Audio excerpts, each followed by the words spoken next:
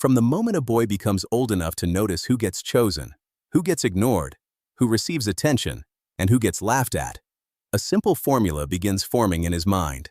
If people desire you, you have value. If someone chooses you, there is nothing wrong with you. If you can attract attention, get replies, create interest, and keep romantic options open, then you must be succeeding as a man. Nobody has to say it directly. The message is everywhere. Movies, school hallways, conversations between friends, advertising, social media, and dating apps. Men are not simply taught to form relationships. They are taught to use relationships as evidence of their worth. So a man begins chasing more than a particular person. He starts chasing the feeling that comes from being wanted, interesting, desirable, visible, not left behind. One message can improve his mood for an entire day. One cold reply can keep him awake at night, examining every word he sent. A canceled date stops being a minor change of plans and begins to feel like a personal defeat. What did I do wrong? Was I too available? Not confident enough? Should I have waited longer before replying? Without realizing it, he hands control of his self-worth to someone who may have known him for less than a week. A stranger's attention becomes a verdict. A match becomes proof. Silence becomes rejection. And rejection becomes evidence that something is fundamentally wrong with him. Most men live inside this system for years. They perform, hide uncertainty, manufacture confidence, and count romantic attention as proof that their lives are moving in the right direction. Then, occasionally, you meet a man who seems to have stepped out of the entire race. He can leave his phone in another room for hours. He does not rearrange his weekend because an attractive woman suddenly becomes available. He does not cancel training, abandon work, or neglect important responsibilities for a chance to impress someone. When the room becomes a competition for attention, other men start performing. Louder, funnier, more animated, trying to earn half a smile as if it were a medal. He remains the same person he was 5 minutes earlier. Calm, present, unusually unaffected by the shift in the room. And people begin making assumptions. Maybe he is afraid of women. Maybe he was badly hurt. Maybe he has no social skills. Maybe he is pretending not to care because nobody wants him. Sometimes one of those explanations is true. But there is another possibility. His ambition has not disappeared. It has been redirected. He has not necessarily rejected love, intimacy, or partnership. He has simply stopped treating romantic attention as the primary measurement of his success. He did not lose the game. He stopped treating it as the main event of his life. Instead of constantly asking, "Does anyone want me?" he begins asking different questions. Can I handle difficult situations? Can I keep the promises I make to myself? Can I manage my health, money, emotions, and responsibilities? Can I tolerate uncertainty and spend time alone without needing someone else to rescue me from silence? His sense of security begins to come from competence, not from looking impressive, not from being selected, not from a notification appearing at the right moment, from concrete evidence that he can manage his own life. He knows he can solve difficult problems, recover after failure, learn what he does not yet understand, and remain disciplined when motivation disappears. This kind of confidence has a different texture. It does not need to announce itself constantly. He does not have to announce his independence or turn every achievement into a public performance. He is becoming someone he can trust. Every promise kept and every difficult decision survived becomes evidence. The more internal evidence he collects, the less desperately he needs random external confirmation. That does not mean attention stops feeling good. He is still human. He may enjoy flirting, appreciate being desired, and want love, intimacy, marriage, or a family. The difference is that something can be enjoyable without becoming psychologically necessary. Pleasure is not the same thing as dependence. Modern dating makes that distinction difficult. Dating apps, social media, and text conversations create a cycle of unpredictable social rewards. You send a message and wait. A reply arrives, and your mood rises. No reply comes, so you check again. You get a match and feel a sudden burst of possibility. The conversation begins well, then the other person becomes distant. Now you are reading messages like a detective, timing, punctuation, changes in tone. You wonder what happened between Tuesday afternoon and Wednesday morning. The unpredictability is what keeps the cycle alive. The next check might bring relief. The next message might restore your confidence. The next match might prove that you are still desirable. A man who steps away from this cycle has not become a person without needs or desires. He has simply stopped building his emotional stability around rewards he cannot control. He begins investing more attention in areas where effort and outcome have a clearer relationship. He practices a skill, finishes a project, improves his routine, addresses financial problems, or survives a difficult period, and learns that discomfort does not automatically destroy him. These rewards are not immediate. Progress can be slow, frustrating, and humbling, but the result is connected to his own actions. It does not disappear because a stranger changed her mind. Over time, he begins to notice the hidden cost of constantly chasing romantic attention. The cost is measured in time, attention, mental clarity, and emotional energy. A man can spend 3 hours on a date that was going nowhere after the first 20 minutes. He can lose half a productive day rewriting a message to sound interested, but not too interested, confident, but not arrogant. He can spend weeks inside an undefined relationship where nobody communicates directly and everyone tries to interpret signals. Was the short reply a sign? Should he pull away or try harder? This consumes the same attention he needs for work, learning, creativity, recovery, friendships, and important decisions. Every choice has an opportunity cost. Every hour spent on one thing is an hour that cannot be spent somewhere else. That does not mean relationships are a waste of time. A meaningful relationship can be one of the most valuable parts of a human life. But the frantic pursuit of attention is not intimacy. Endless uncertainty is not connection. Performing for approval is not love. The man who begins protecting his attention does not necessarily stop dating. He stops participating in unnecessary chaos around dating. He does not accept every opportunity from fear of missing out, continue conversations that repeatedly drain him, or spend months convincing someone to recognize his value. He understands that time invested in health, knowledge, work, friendship, and emotional stability usually continues paying him back. Energy spent trying to impress someone who does not know what she wants may disappear without leaving anything behind. This shift changes the way he carries himself. A person who does not urgently need approval from the room behaves differently. He does not rush to fill silence, laugh automatically for acceptance, over-explain every decision, or change his opinions the moment he senses disagreement. He can listen without constantly waiting for his chance to perform.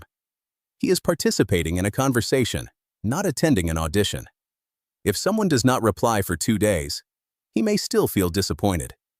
Emotional independence does not mean emotional numbness, but he does not turn another person's silence into a final judgment about his worth. If a plan gets canceled, he may be frustrated or decide not to try again. But he can return to his own life instead of spending the evening investigating the rejection. He has somewhere stable to return to: work, friends, interests, responsibilities, rest, and his own thoughts. His life was not placed entirely on one interaction. And this is where the social paradox begins. When a person stops desperately trying to earn attention, other people often feel more comfortable around him.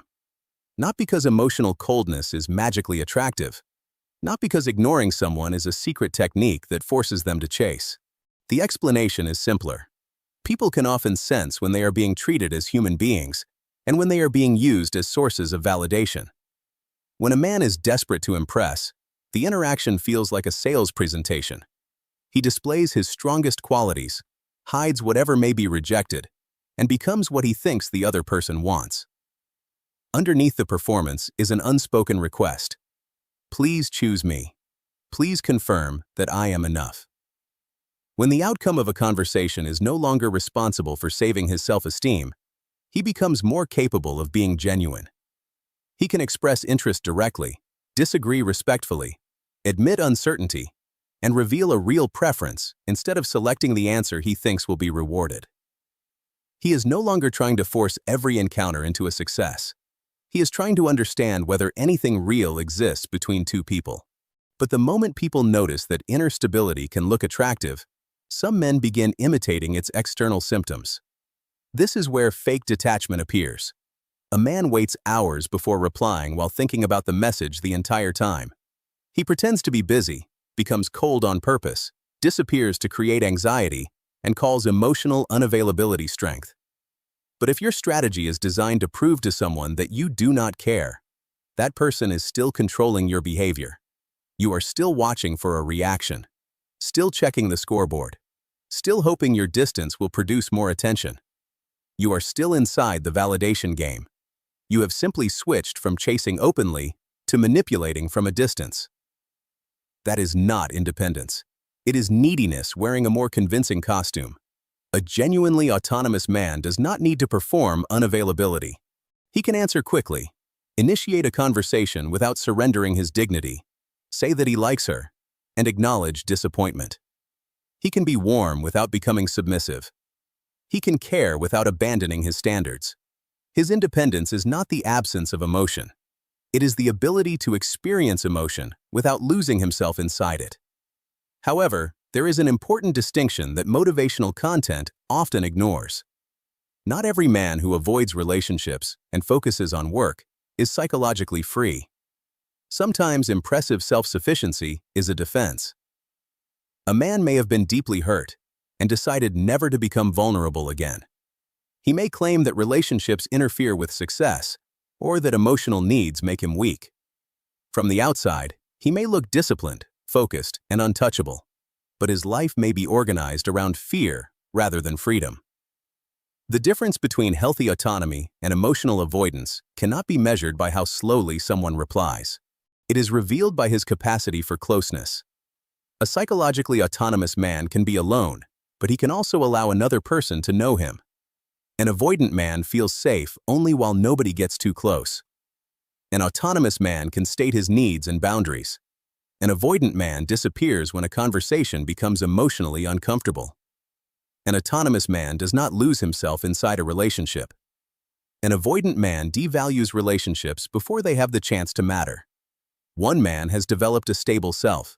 The other has built a fortress. From a distance, both structures can look strong, but only one has doors. Real independence is not a promise that you will never need another person. Human beings need connection and support. The goal is not to destroy those needs, but to stop turning them into desperation. There is a major difference between solitude and loneliness. Solitude can be chosen. It can provide space for recovery, concentration, reflection, and creativity. Loneliness is an internal experience of disconnection. A person can live alone without feeling lonely. He can also sleep next to a partner every night and feel emotionally abandoned. The danger begins when relationships are used as anesthesia. When a person chooses someone mainly to silence the fear of an empty apartment, tolerates disrespect because being alone seems worse, or abandons his values because he is terrified that someone will leave. A man who has learned how to be alone gains an important freedom. He can choose relationships from clarity rather than panic. He does not need a partner because everyone else has one, or because silence frightens him.